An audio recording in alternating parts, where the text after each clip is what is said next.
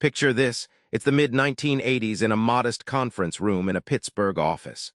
Jim Collins, notebook in hand, is staring at the dismal stock charts of his favorite companies.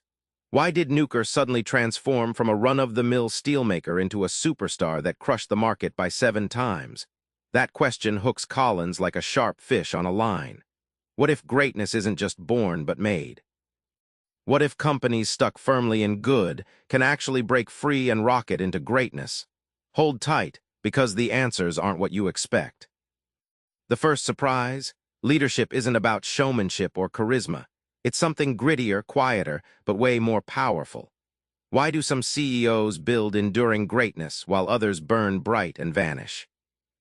Take Darwin Smith, the CEO of Kimberly-Clark. Nobody expected him, an oddball outsider with a low-key style and a habit of wearing cheap suits. Yet under his calm guidance, Kimberly-Clark ditched their paper mills, their core business, to buy paper towel giant Scott. Risky, huh? But that bold move transformed them from average to legendary. What made Darwin so different? Think of a level 5 leader like a window cleaner. They get the job done without fanfare. They don't seek a spotlight or applause. Instead, they quietly, relentlessly polish and persist until the glass is spotless and everyone can see clearly. This isn't about ego. It's about purpose and resilience married with humility. The payoff: Collins found level 5 leaders in every good-to-great company. These are CEOs who channel ambition into company, not self. They create cultures where greatness can thrive, not fade. The lesson: raw charisma won't cut it. Humility coupled with fierce resolve drives true, lasting greatness. Now get this, great companies don't start with a killer strategy or shiny product. They start by getting the right people on the bus. But why who before what? It turns out it's the ultimate game changer. At Wells Fargo, when new CEO Dick Cooley arrived, he didn't rush to reshape strategy. Instead, he kicked off by reshuffling his bus, people first. He let go of misfits and toxic players before mapping the business direction. This is like cleaning a car before fixing the engine, makes the process smoother. But most companies do it backwards, leading to chaos.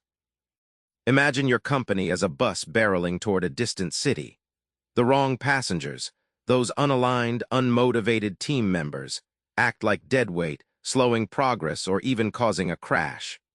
Before worrying about the road map or destination, you must get the right people on board, ensure they fit, and seat them where they belong. The result: getting the right who before what creates a culture of self-discipline. These companies don't rely on hand-holding or complex procedures. People who belong in the bus don't need constant direction. They motivate themselves, and the whole organization runs smoother, faster, and far beyond mediocrity. Here's the gritty truth: denial kills growth. But what if facing brutal realities is the secret ingredient to unstoppable momentum? Good to great companies don't sugarcoat, they stare hard facts in the eye. James Stockdale was an American POW stuck in a hellish Vietnamese prison camp for over 7 years. He survived by balancing 2 truths. He never lost faith in eventual victory and simultaneously confronted the brutal reality of daily hardships. That grim honesty, not false hope, gave him strength. Collins lifted this lesson to explain why companies that confront facts thrive.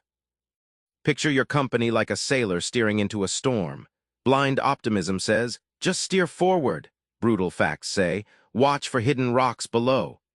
When companies admit painful realities, it's like having an early warning system. They adjust course fast, preparing for impact rather than pretending it won't come. The payoff: good to great companies create cultures where the truth is heard, no matter how rough. This brutal honesty eliminates bad surprises and creates a foundation for clear decision-making. Accepting facts, even ugly ones, becomes not a weakness but an essential path to greatness. Now here's where it really clicks. Great companies zoom in like a hedgehog curled tight, focusing on what they do best. But not just any focus, something deeper and counterintuitive. What's their secret weapon? Take Circuit City. Unlike competitors chasing gadgets or flashy ads, they found their hedgehog concept by zeroing in on being the best at customer service in electronics retail. They didn't try to be everything to everyone. By focusing relentlessly on this intersection, They fired their engines and soared ahead for years, until distractions crept back in. The hedgehog concept is like a Venn diagram with three circles: what you love, what you can be best at, and what drives your economic engine. It's not a flashy strategy, but a brutally honest self-assessment that simplifies decisions and channels energy. Imagine a lion stalking prey, not chasing every noisy animal. Once companies nail their hedgehog concept, decisions become clear. Resources don't scatter into shiny objects. Focus breeds discipline, which leads to consistent performance. The big surprise?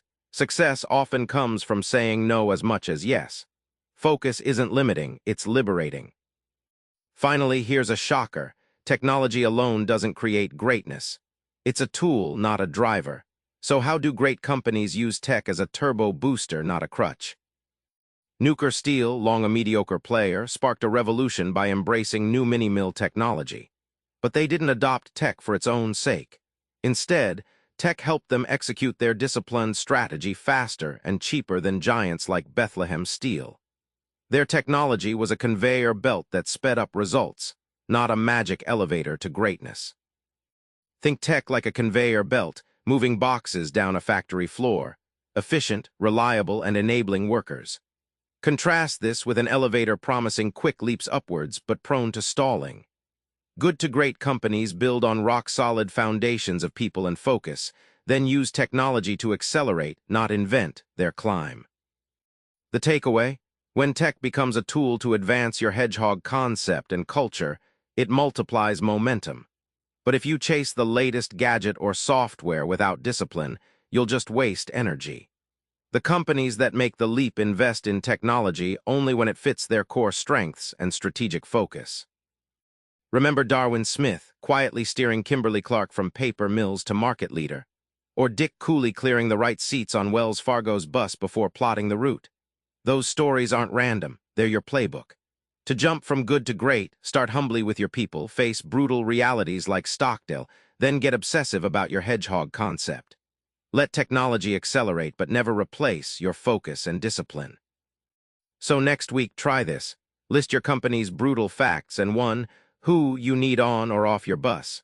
It's a small start that can set your greatness in motion. Subscribe for more book summaries like this one.